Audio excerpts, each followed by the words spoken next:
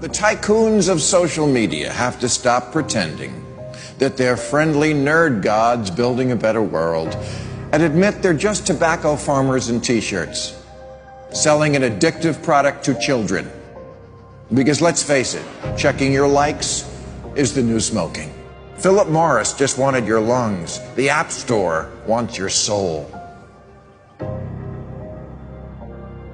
There are 2 billion people, more than 2 billion people on Facebook. That's more than the number, it's about the number of notional followers of Christianity.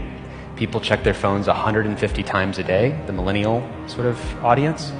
And so if you think about it, from the moment you wake up, it's like you're jacked in to this environment. And thoughts start streaming into your head, designed by a few technology companies.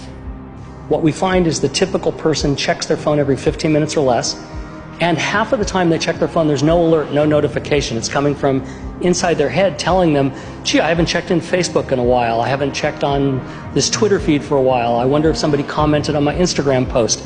That then generates cortisol, and it starts to make you anxious, and eventually your goal is to get rid of that anxiety, so you check in. And apparently we feel stressed when we can't get our phone or when our battery is about to die. You probably know this feeling. And a research done in Australia among 3,000 people under the age of 30 found that 9 out of every 10 admit to feel this anxiety while having his battery dying. Steve Jobs revolutionized the entire world with the iPhone, and he never let his children use it because he did not want them dependent on technology.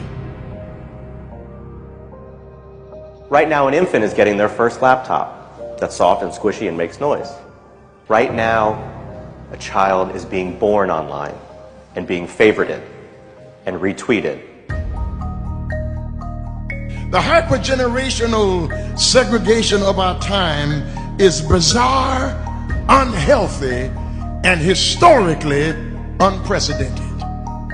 You've never seen the like of people sitting at a table in a restaurant not talking to each other because they're texting and using their Facebook and Instagram and Twitter, and they are at the table and don't even know each other.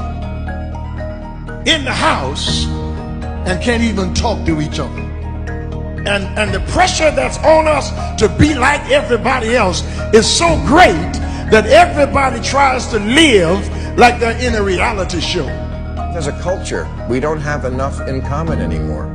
And that's because the internet, which was supposed to unite the world, has become too adept at serving us personalized content. Do you know what I saw on Yahoo's front page this morning?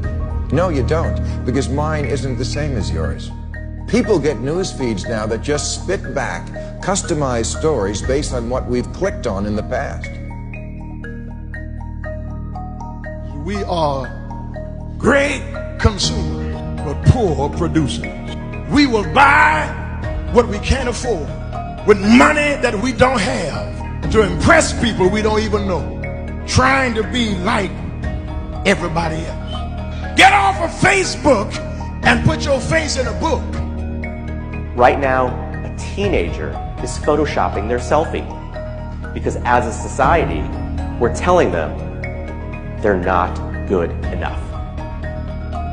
Right now, influencers encourage narcissism without knowing the breadth and depth of their impact on their audiences.